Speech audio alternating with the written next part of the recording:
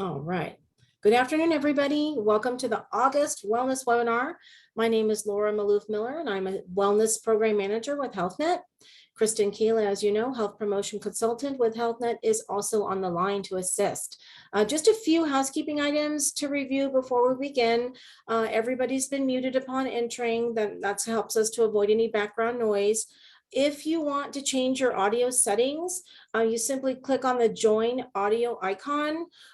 Also, at the end of the webinar, there'll be a quick 4-question anonymous survey. If you're having any technical difficulties, feel free to chat directly to Kristen.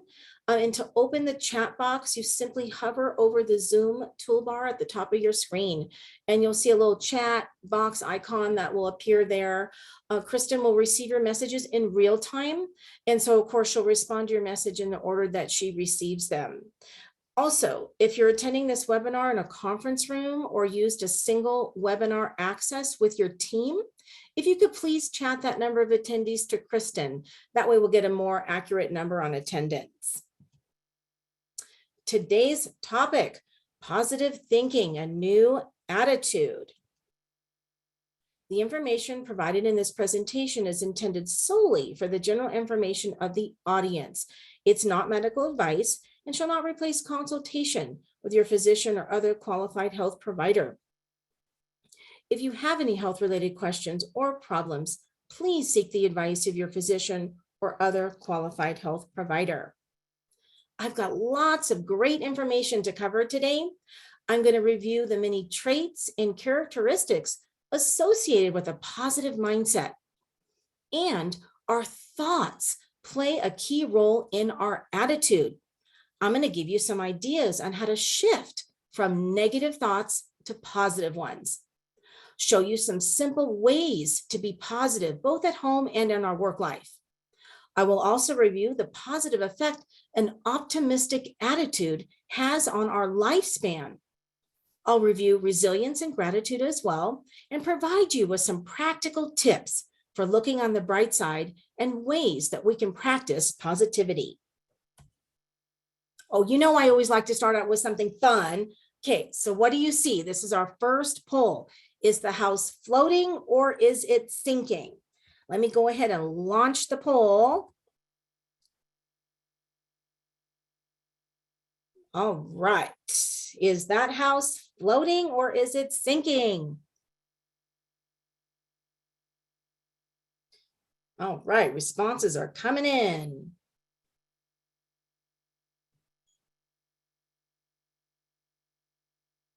Couple more seconds. These are, of course, optional. You are not required to participate if you do not want to.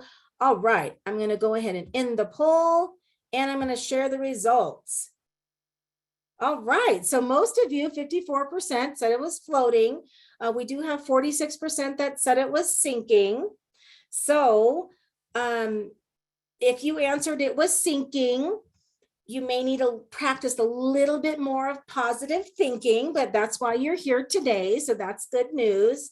To be honest, guys, when I first looked at it, I thought it was sinking first too. So I need some help in this area just as much. All right. So let's talk about the power of optimism. Now, this statement says, true optimism is not about avoiding reality. It's about being able to accept and manage obstacles with the intention of not letting them stop you from enjoying life. It's really important to approach positivity with realistic eyes. Now, there's growing evidence that humans are optimistic by nature, but that doesn't mean it's all sunshine and roses all the time, right? Experts say the key to living your best life is finding the right balance between being positive and being practical. Now, optimists are more resilient. They make better entrepreneurs, experience better health outcomes, live long, and are more satisfied with their relationships. Optimism enables us to continue to strive in the face of difficulty, while pessimism can leave us depressed and resigned to failure or even expecting it. There's many traits and characteristics associated with a positive mindset. This includes optimism, a willingness to try, to take a chance instead of assuming your efforts won't pay off. Acceptance, acknowledging that things won't always turn out the way you want them to. However, learning from your mistakes. Resilience, bouncing back from adversity, disappointment, even failure instead of giving up. Gratitude, actively and continuously appreciating the good things in your life. Mindfulness, dedicating the mind to conscious awareness and enhancing the ability to focus. Integrity, the trait of being honorable, righteous, and straightforward instead of deceitful and self-serving. Now, these characteristics help to cultivate and maintain a positive mindset. If you want to have more of a positive mindset, then actively including each of these traits in your life will do just that. But developing a truly positive mindset and gaining all of its benefits, that's a function of the thoughts that you cultivate. It's about acknowledging that you will not always be happy and learning to accept bad moods and difficult emotions, when they come. Above all, it's about increasing your control over your own attitude in the face of whatever comes your way. You cannot control your mood, and you cannot always control the thoughts that pop into your head, but you can choose how to handle them. Keep in mind, when you choose to give in to negativity and pessimism and a doom and gloom view of the world, you're not only submitting to a loss of control and potentially wallowing in unhappiness, you're actually missing out on an important opportunity for growth and development. Now, according to positive psychologist Barbara Fredrickson, negative thinking and negative emotions, they do have their place. They allow you to sharpen your focus on dangers, threats, and vulnerabilities. This is vital for survival, although perhaps not as much as it was for our ancestors. It's okay to think down, to feel down, to think pessimistically sometimes, but choosing to respond with optimism, resilience, and gratitude, that will benefit you far more in the long run. Now, according to experts at the Mayo Clinic, positive thinking can increase your lifespan, reduce rates of depression and levels of distress, give you greater resistance to the common cold, improve your overall psychological and physical well-being, improve your cardiovascular health, protect you from cardiovascular disease, and help you build coping skills to keep you afloat during challenging times. Now, psychiatrists have learned that the way you think has a big impact on the way you feel. If you think, I'm a failure, you'll feel sad or hopeless. On the other hand, if you think, I'm actually pretty good at solving problems, then you're more likely to feel confident and optimistic. This gives you incredible power. If you change how and what you think, you will change how and what you feel. Now, the other day, my sister texted me and she said, I'm still in my PJs. I know, I'm a slacker. And I thought to myself, well, the more you say that to yourself, the more you will actually believe it. That was just an example of the power of our thoughts. So, how do we do it? Well, the first step is noticing. Simply observing the negative thought goes a long way. Next, take a closer look at your thought. Very often, your mind says things that are simply not true. Those patterns of unhelpful thinking distort reality. It's important to examine your thought carefully in order to decide what is really true, what is fair, what is likely, and what is not. When you do this, you'll realize that your thought is actually inaccurate. You'll see that it's actually very unlikely to happen. Now comes the final step. After having examined and challenged your thought, you're now equipped to replace it with a new one. So your new thought, now that's not meant to be positive for positivity's sake. Instead, it's simply a more honest and accurate idea about the same topic. You really can shift your thinking in a more realistic and positive direction. When you do, you'll see the impact it has on your emotions. Now, I recently read the book, Life's Messy, Live Happy. This is by Cy Wakeman. In her book, she recounts a story. She was taking a group of people. They were on a retreat in the desert. She was taking them on a guided walk. Up ahead, she saw a snake in the path. So her mind quickly jumped. Oh my gosh, how am I going to keep everyone safe? She frantically started looking for something to protect herself and the group. She started thinking all negative scenarios. Somebody might get hurt. This was a bad idea to take a walk. I should turn the group around. As she got closer to the snake, it wasn't a snake at all. It was a stick. She exhaled in relief. Now, in her book, she talks about the term fear, F-E-A-R, false events appearing real. I think it's super interesting that our brain is sometimes wrong. And because of it, we experience stress and negativity. When if we just take a step back, if we analyze our thoughts, maybe we could be a bit more optimistic. Here's our next poll. What percent of human population is inherently optimistic? Let me go. Launching the poll. What percentage of the human population is inherently optimistic?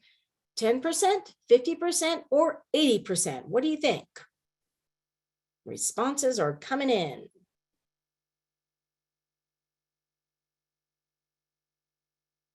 All right, a couple more seconds on that.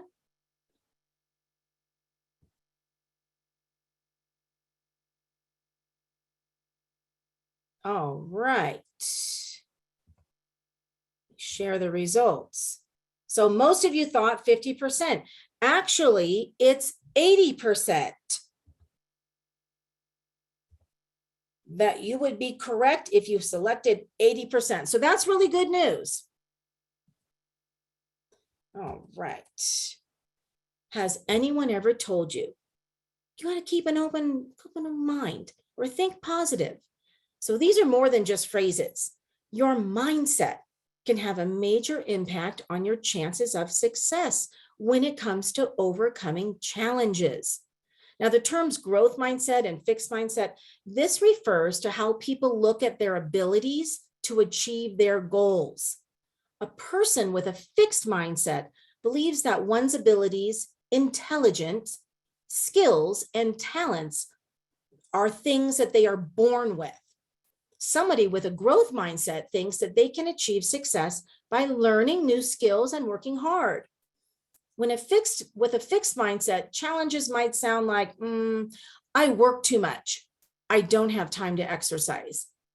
Or I'm naturally a stressed person. It's harder for me to relax.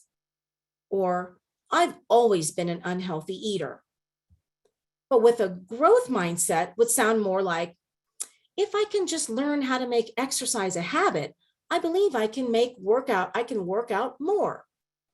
Or I work hard to manage my stress. Maybe there's something else I can try that will make it easier. Or I need help with learning how to cook healthy meals that actually taste good. The good news about mindsets, it is possible to shift your mindset from a fixed state to a growth mindset. That way you don't limit yourself and your abilities.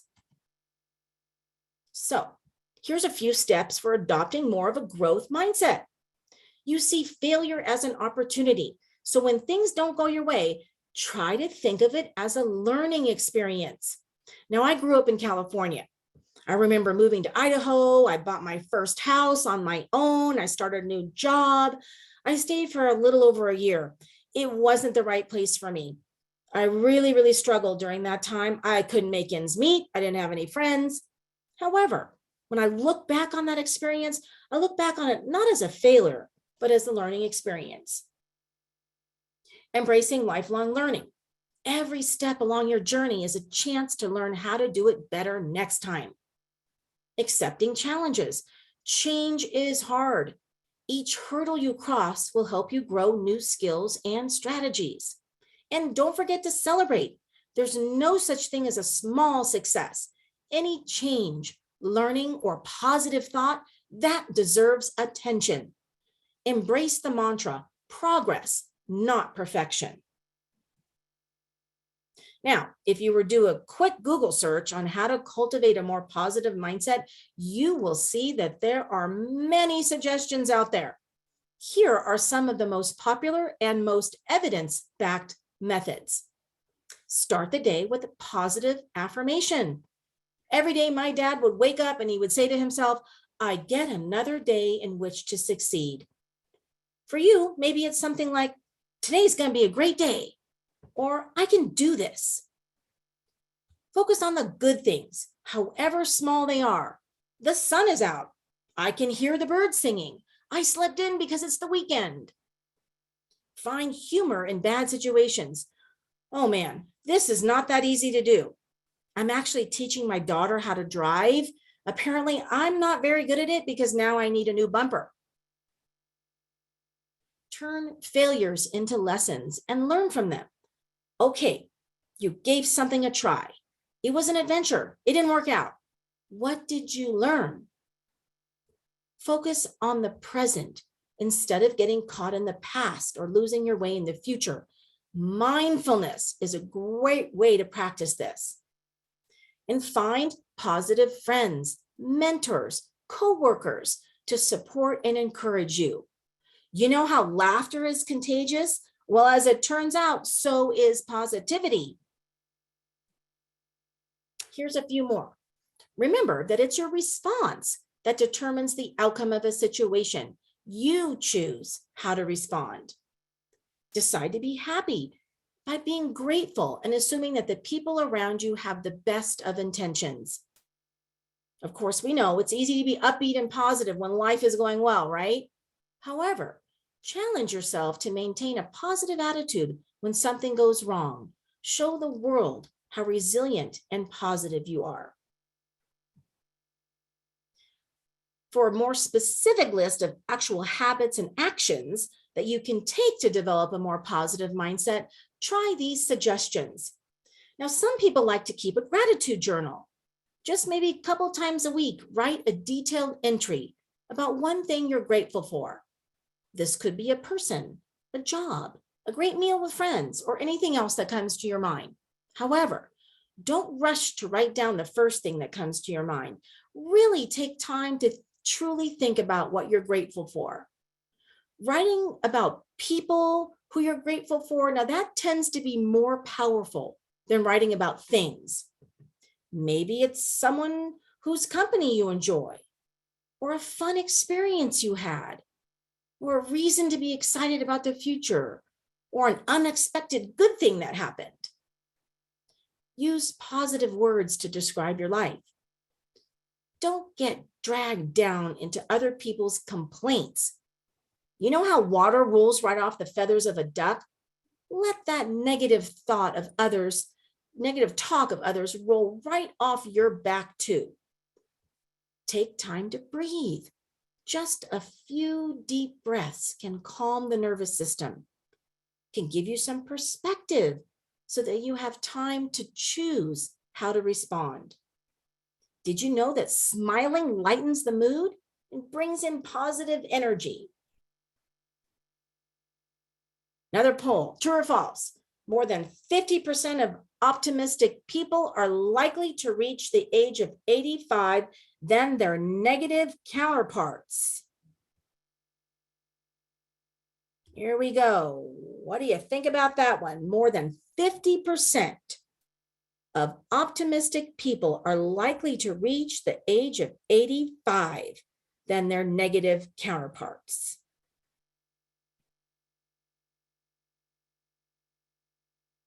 All right, responses are coming in.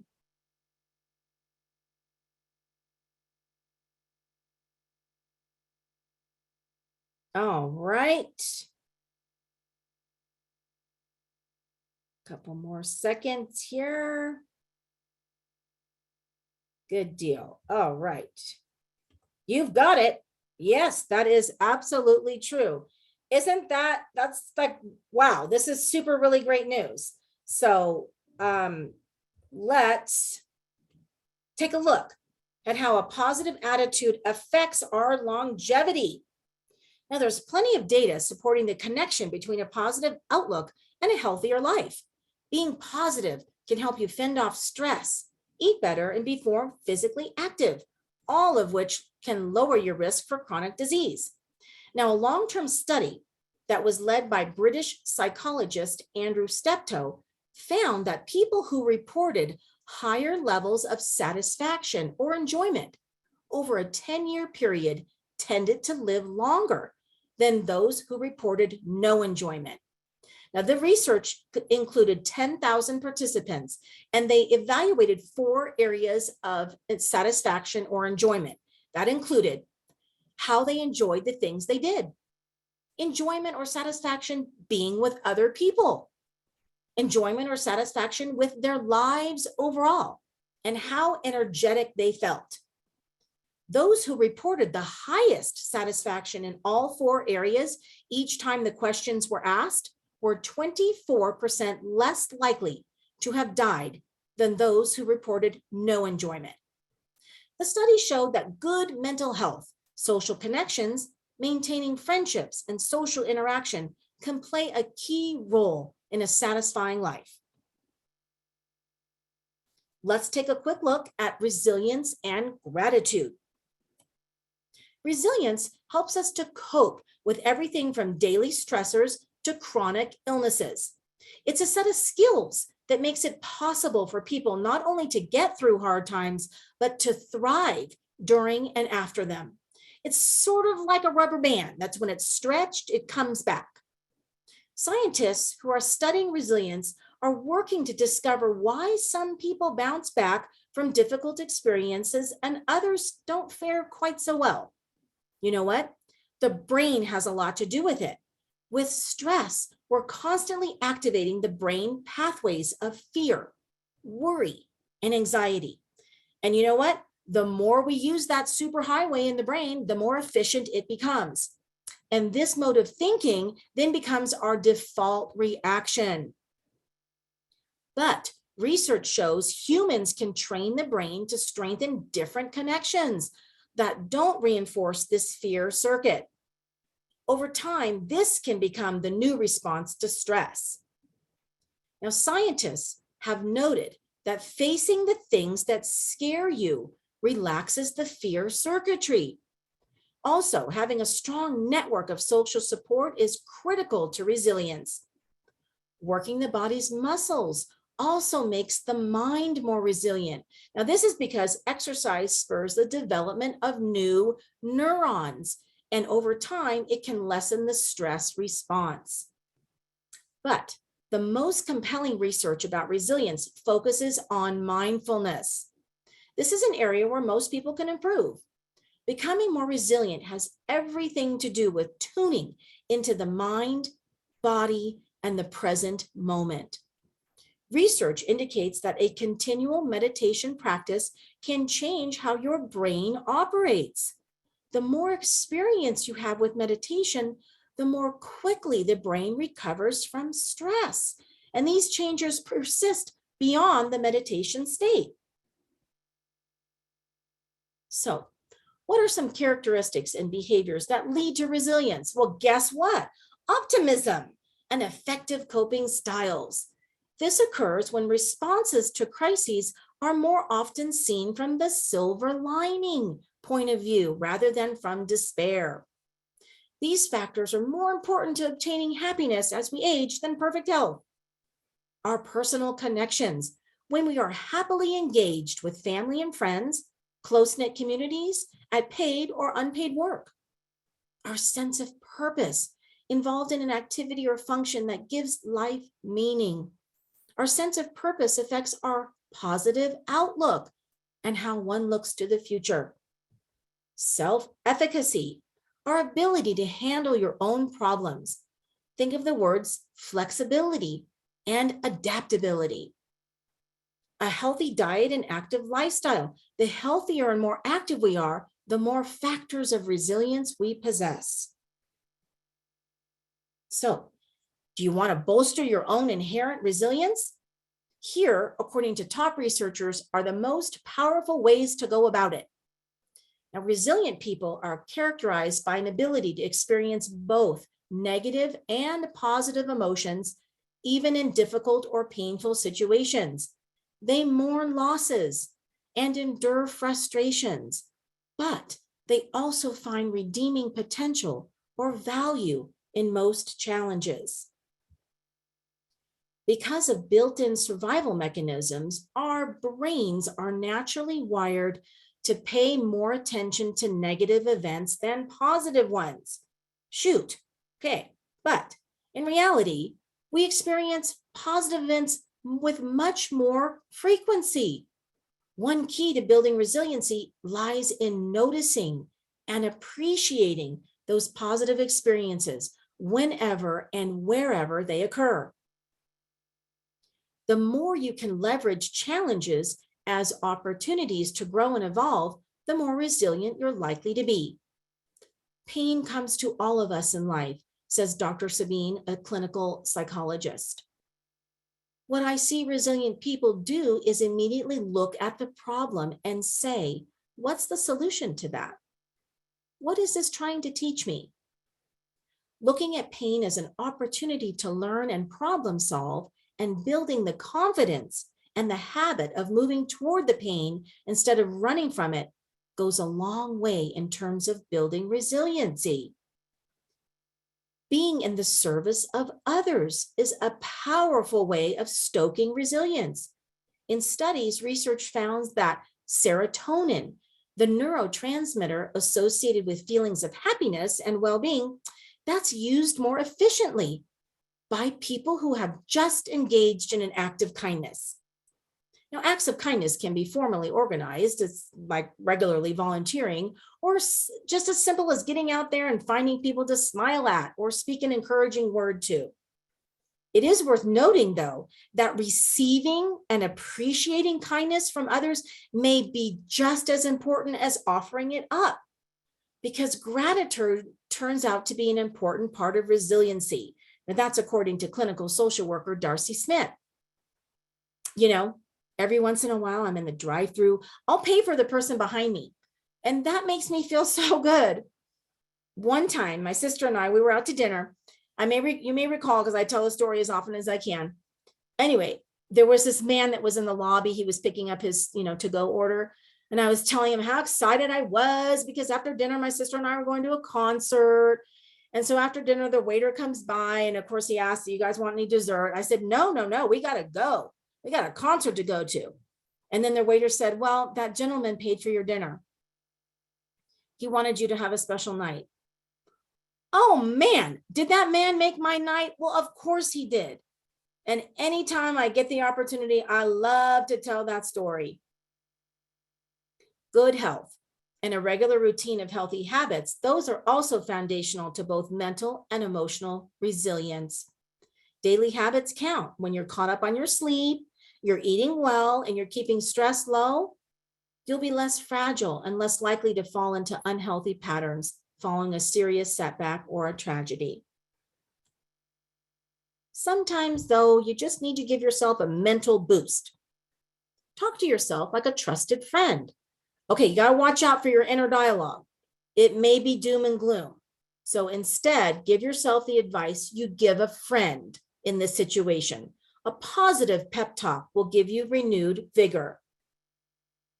When you feel yourself getting down, give yourself a mantra that will drown out the negativity. Something like, I am stronger than I think, or I can handle this. This will affirm your ability to deal with whatever challenges you face. Don't waste time and energy telling yourself, I'm not sure I can handle this. Recall the tough times in the past where you succeeded. Reminding yourself that you persevered in the past can get you motivated to step up to the plate. When you're worried about something today, Try to imagine what it will look like when you look back on it, like a month from now, or a year, or 5 years from now. Imagining your future self can remind you that you will find a way through whatever tough times you're facing now. Also, name your feelings to reduce the intensity of emotions and acknowledge what you are feeling. You may feel a wide range of emotions, but naming them, such as anxiety, fear, or sadness, can help make sense of your distress. You may be tempted to overeat or drown your feelings in an extra glass of wine, hoping to escape from life for a little while. However, this can add to your stress. Use positive coping mechanisms like talking to a friend, journaling, or exercising. This helps to work through the emotions, not avoid them. Build your mental muscle by breaking down your problems into smaller, actionable steps. Make a to-do list or some phone calls. Any actionable step, no matter how small, is progress. Now, this is a quote from a Jesuit priest. It's not joy that makes us grateful. It's gratitude that makes us joyful. Now, Brene Brown, research professor at University of Houston Graduate College of Social Work, she referenced this quote when talking about the relationship between joy and gratitude. In her 12 years of research, every person she interviewed who described themselves as joyful also actively practiced gratitude. And the most obvious reason to boost your gratitude is that it's closely tied to increased feelings of happiness. What's remarkable is that scientists who have located thoughts of gratitude in the brain found that not only do they produce feelings of pleasure, they stimulate areas regulating stress. This makes intuitive sense. Be more aware of what you feel is good in your life, and you will feel good. Other research shows that more grateful you are, the more you are likely to exhibit patience and self-control. It can even be good for marriages and relationships. Couples good at exhibiting thankfulness tend to be more committed and more likely to remain in their relationships over time. Studies have showed that gratitude can indirectly influence physical health as well. Those who have dispositional gratitude, that's being defined by one study as part of a wider life orientation towards noticing and appreciating the positive in the world. Those folks are more likely to report good physical health.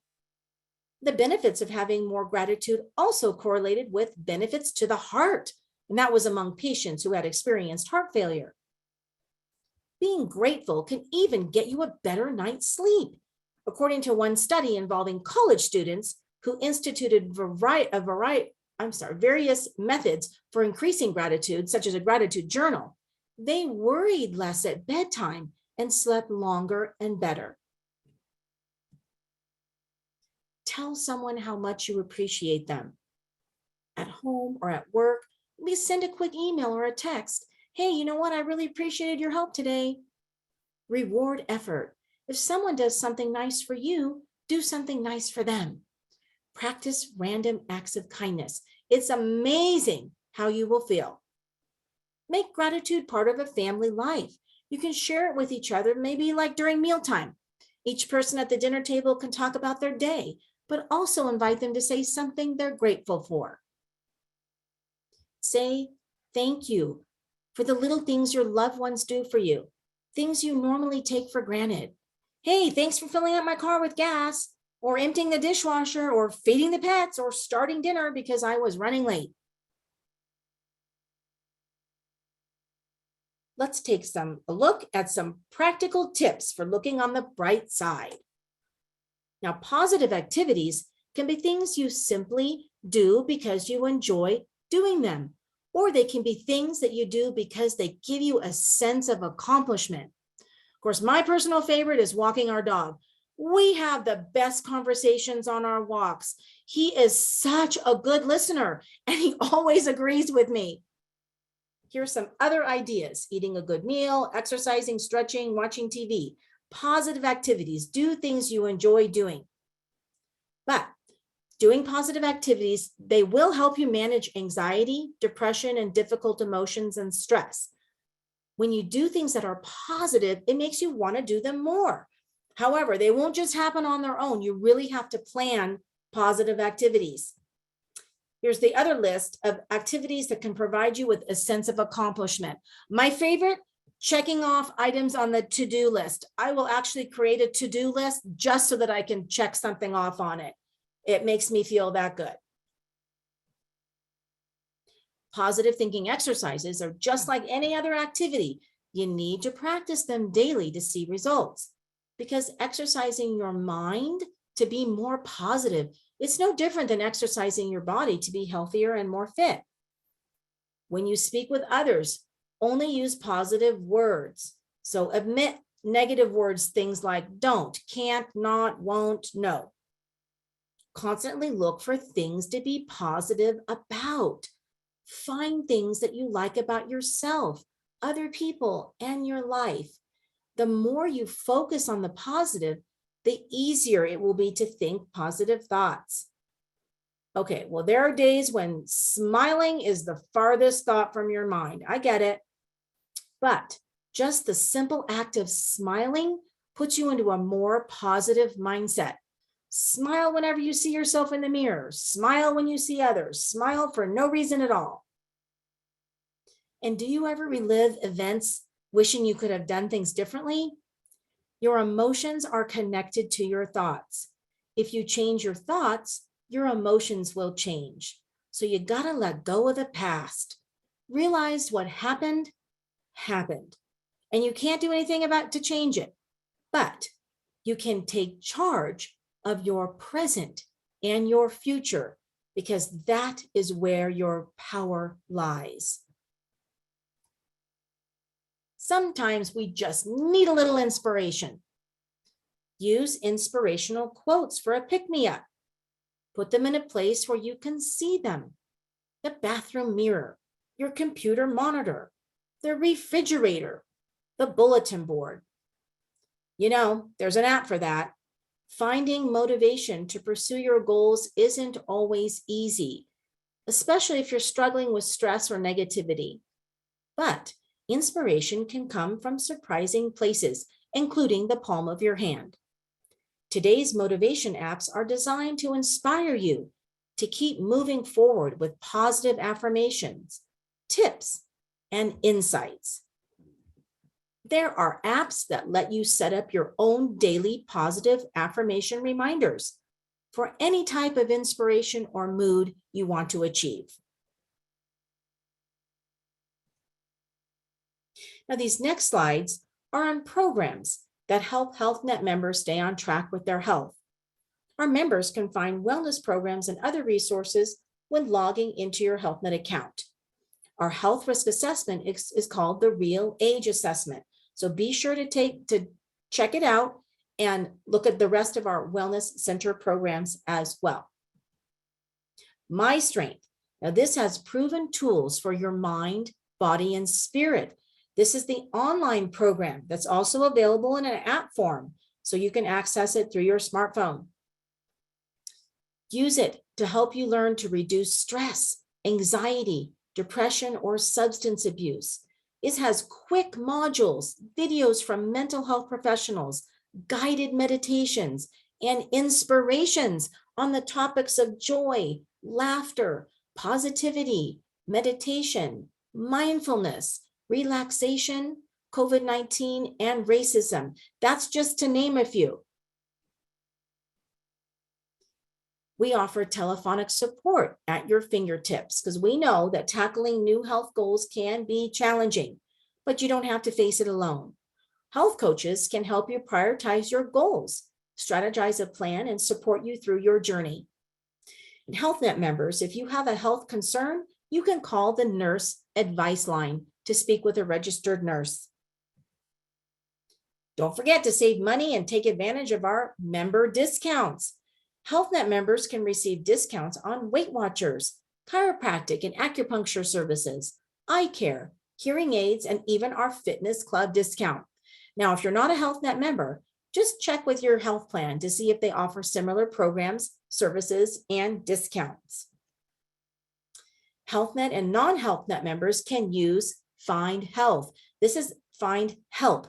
This is a social services resource and referral platform used to identify local resources. It has a nationwide database of free and reduced cost direct services. You simply go to the link that's shown here. You can take the social needs self-assessment to assess your current needs. But when you enter your zip code, you're going to find a list of local free and reduced cost services, such as housing, food, education, money, legal assistance, and much more. Now, we offer a variety of online health challenges through the wellness platform.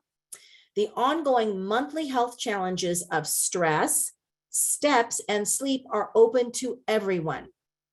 For HealthNet members, coming up next month, we've got a healthy breakfast. Some say this is the most important meal of the day. Eating a healthy breakfast can slim your waistline and protect your heart. So during this 30-day challenge, you'll be tracking your healthy breakfast and see if you can stay in the green. Please mark your calendar and join us for our next wellness webinar in September. This one will be brought to you by our partner, John Muir Health. Now, stressful situations may cause you to crave comfort foods, which can ultimately undermine your health and weight loss goals. In this webinar, learn how to calm yourself with stress-busting nutrients and mindfulness techniques that will help you choose what your body needs rather than what it craves. We hope you'll join us next month. Thank you so much for your time today. Please remember, if you attended this webinar in a conference room or used a single webinar access with your team, please chat that number of attendees to Kristen. As a reminder, everyone who registered for this webinar will receive a link to this recording in just a few days. Thank you so much. You may now exit the webinar.